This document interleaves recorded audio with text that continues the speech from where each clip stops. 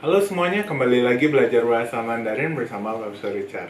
Hari ini Lause ditemanin kembali sama murid Lause, Xin Hui. Halo semuanya. Nah, Xin Hui bakal kasih Lause pertanyaan-pertanyaan yang sering Lause dengar nih. Dan Lause akan berikan jawaban untuk kalian dengar. Kita lihat dulu pertanyaan pertamanya gimana. Nah, Lause ini banyak banget yang nanya nih. Lause udah berapa lama sih belajar bahasa Mandarin? Kalau dihitung dari pertama kali belajarnya, udah 12 tahun. Jadi Lause belajarnya 4 tahun secara otodidak dan 1,5 tahun di Taiwan. Di Taiwan Lause belajar di sekolahnya juga udah pernah kerja di Taiwan. Jadi karena Lause belajar dari nol, Lause tahu banget susah belajar bahasa Mandarin untuk kita orang Indonesia itu gimana. Lause udah lalui tahap-tahap ini satu persatu dari nol sampai sekarang. Nah, bagi Lause perlu belajar berapa lama sih untuk ngomong bahasa Mandarin dengan lancar? Nah, semua itu tentu tergantung satu minggu belajarnya berapa lama. Kalau menurut Lause nih, seminggu minimal sekali kita butuh waktu 6 jam untuk belajar. Jadi minimal sekali 3 jam di kelas, 3 jam belajar sendiri di rumah. Kalau kita ngarepin di kelas aja nggak bakal bisa. Kita harus banyak aktif belajar sendiri. Lause, kalau misalnya kita udah belajar 1 tahun, bisa nggak kita ngomong dengan orang luar gitu bahasa Mandarinnya? Belum begitu bisa. Jadi kalau kita baru belajar setahun, kita dengar orang Cina ngomong, kita bakal merasa mereka ngomongnya terlalu cepat, nggak nangkap. Nah, kalau pengen sampai bisa ngomong apa yang pengen kita bilang, kayaknya butuh waktu 3 tahun. Seharusnya kalau konsisten, kita bisa dengar apa yang orang bilang dan orang bisa ngerti apa yang kita bilang. Nah, kalau bagi Lause sendiri, setelah Lause berapa lama untuk bisa ngomong dengan mereka gitu yang orang? Dengan belajar secara otodidak, on off 3 tahun pertama Lause baru bisa ngomong patah-patah sama mereka. Apa yang mereka bilang Lause bisa dengar deh 50%. Belajar tanpa guru dan belajar dengan adanya guru jauh sekali beda. Belajar 4 bulan di Taiwan lebih banyak daripada Lause belajar 4 tahun otodidak. Bagi Lause bahasa Mandarin itu susah banget gak sih? Kalau misalnya kita bandingkan dengan bahasa Inggris, mana lebih susah bahasa Inggris atau Mandarin menurut Lause? Kalau ditanya bahasa Mandarin itu susah apa enggak? Jawabannya untuk semua bahasa sama. Belajar bahasa itu semuanya susah di awal. Karena setiap bahasa logikanya itu beda. Jadi bahasa itu pas kita baru belajar bakal terasa sangat susah. Karena kita belum dapat logika bahasa itu gimana. Logika yang Lause maksud ini kayak gimana ya? Nah, logikanya itu kurang lebih susunan kalimatnya. Kalau bahasa Indonesia susunan kalimatnya seperti ini. Kalau bahasa Mandarin banyak terbalik-baliknya. Jadi belajar bahasa itu bukan cuman ini artinya, ini artinya. Nggak bisa kayak gitu. Belajar bahasa itu banyak dengan logika. Jadi kita perlu memahami logika bahasa yang kita pelajari.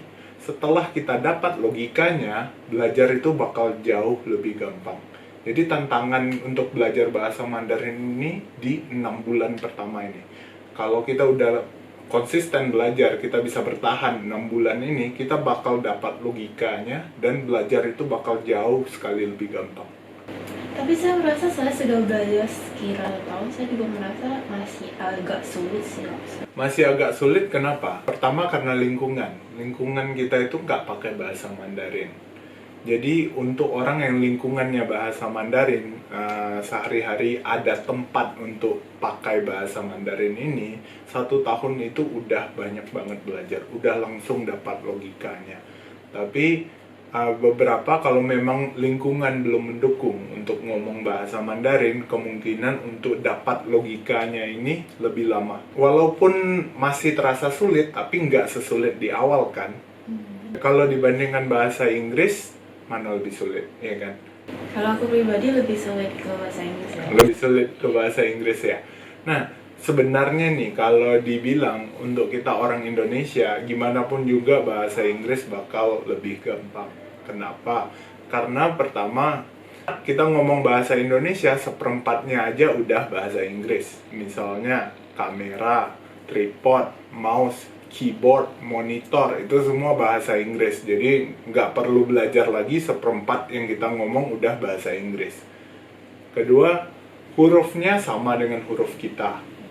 Mereka juga menggunakan alfabet A, B, C, D, E sampai Z. Kita juga sama. Jadi familiar. Jadi terasa jauh lebih gampang daripada bahasa Mandarin. Bahasa Mandarin semuanya berbeda dengan kita. Makanya terasa jauh lebih sulit. Nah, sulitnya di mana? Kenapa Sinhui masih merasa bahasa Inggris itu sulit? Sulit bahasa Inggris itu di konjugasi. Bahasa Inggris dan bahasa Eropa lainnya ada namanya konjugasi. Konjugasi itu apa? Perubahan kata kerja. Misalnya ada kata speak, spoke, spoken, speaking. Semua berbeda, cara pakainya beda, artinya beda. Dan bahasa Mandarin gak ada yang seperti ini. Bahasa Mandarin sama dengan bahasa Indonesia kita. Misalnya sedang makan, sedang zai makan 吃饭, sedang makan zai 吃饭. Sudah makan, 吃饭了. Le ini sudah. Nah, mau makan, mau yao makan 吃饭, yao 吃饭 mau makan. Ini banyak banget yang bertanya, nah gimana sih cara yang paling bagus supaya kita cepat bisa belajar bahasa Mandarinnya? Yang pertama sekali kita harus ingat kalau mau belajar bahasa itu harus enjoy. Kalau kita nggak enjoy, nggak bakal masuk di kepala kita. Maksudnya itu gimana? Banyak orang yang belajar itu maksa. Jadi bisa dibaca bukunya, diingat-ingat, dihafal-hafalkan, dipaksakan masuk kepala. Oke, untuk 1 halaman kita bisa, 2 halaman kita bisa. Sanggup nggak 1 buku maksain diri untuk belajar kalau nggak enjoy? Nggak bisa. Nah, kalau sistem maksa itu bukannya nggak ada hasil, hasilnya pasti ada. Tapi sanggup nggak terus seperti itu? Jadi yang kita perlu pikirkan itu gimana cara belajar jangka panjang. Bukan hari ini pokoknya belajar, hari ini pokoknya bisa 1 huruf ini. Nah, minggu depan gimana? Bulan depan gimana? Jadi kita belajar bahasa itu kita mikirkan jangka panjangnya. Gimana cara supaya saya bisa terus belajar? Gimana cara supaya saya mau terus belajar? Ini penting sekali. Jadi nggak bisa mikirin saya pengen belajar hari ini aja. Enggak, belajar bahasa ini sama seperti kita fitness. Sama kalau mau punya otot nggak cukup hari ini maksain angkat 100 kilo, maksain angkat seberat-beratnya, nggak bakal jadi otot kita. Kalau mau berhasil tentu perlu konsisten. Jadi kita harus nikmati perjalanannya. Caranya salah satu gimana? Yang paling efektif itu kita dengar lagu. Cari dulu lagu-lagu yang kita suka. Coba dengar lagunya, baca lirik-lirik di lagunya itu. Dan yang paling bagus, nyanyikan. Jadi dengan menyanyi, lidah kita terbiasa ucapin kata-kata bahasa Mandarin. Yang paling penting dalam belajar bahasa, pengulangan. Nggak ada lagi yang lebih penting. Yang kita pikirkan, gimana cara supaya pengulangan ini nggak boring. Bagi kalian yang udah belajar cukup lama, bagi kalian yang udah belajar mungkin 1 tahun atau 2 tahun, kalian mau melakukan sesuatu, kalian memikirkan sesuatu, coba pikirkan dalam bahasa Mandarin. Misalnya kalian keringetan, kalian mikir, aduh pengen mandi nih. Nah, saat itu juga pikirkan, bahasa Mandarinnya apa ya? Jadi kalian bisa kaitkan pengalaman kalian dengan bahasa itu. Dengan mengaitkan pengalaman dan kata-kata ini, kalian bakal jauh lebih cepat ingat. Jadi, caranya kaitkan pengalaman dengan kata-kata. Oh, jadi kayak gitu ya loh secara belajarnya. Jadi mungkin gak langsung bisa nih, tapi coba aja terus, makin lama bakal makin bisa kok. Nah, ini ada pertanyaan terakhir nih, Lausa. Nah, menurut Lausa, apa aja sih manfaat dari belajar bahasa Mandarin ini? Bahasa Mandarin ini sekarang adalah bahasa internasional kedua di dunia. Oke, yang pertama otomatis pasti bahasa Inggris. Bahasa Inggris ini tentu sangat amat penting. Tapi bisa bahasa Inggris saja sekarang, nggak cukup. Nah, bahasa Inggris itu sekarang ini bukan lagi nilai plus. Bahasa Inggris itu udah wajib bisa. Nah, yang nilai plus itu apa? Bahasa Mandarin ini baru namanya nilai plus. Kalau bahasa Inggris itu udah wajib deh. Nilai plus untuk apa, Lausa? Bagi kalian yang punya bisnis nih, Kalau kalian sekarang beli barang, mungkin udah tangan keempat, udah tangan kelima. Tapi kalau kalian bisa bahasa Mandarin, kalian bakal bisa nego langsung ke pabrik di Cina. Tentu cost-nya jauh berbeda dong. Bagi kalian yang kerja, otomatis peluang kalian nggak terbatas cuman di Indonesia aja. Di luar negeri, SDM yang bisa bahasa Mandarin ini dicari banget loh. Dan di Indonesia sendiri, udah banyak banget perusahaan-perusahaan Cina yang buka di Indonesia. Dan mereka gencar nyari SDM yang bisa bahasa Mandarin sekarang ini. Dan yang paling penting nih, apapun bidang kalian, apapun passion kalian, bahasa Mandarin ini bakal berguna. Manfaatnya itu mungkin sekarang nggak kelihatan, tapi suatu saat kesempatan bakal datang.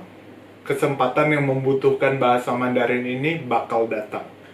Kalau kalian pas ada kesempatan baru mau mulai belajar dari nol, kesempatannya bakal hilang duluan.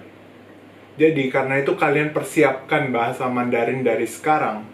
Suatu saat nanti kesempatan bakal datang, kalian tinggal ambil dan kalian bakal sukses duluan.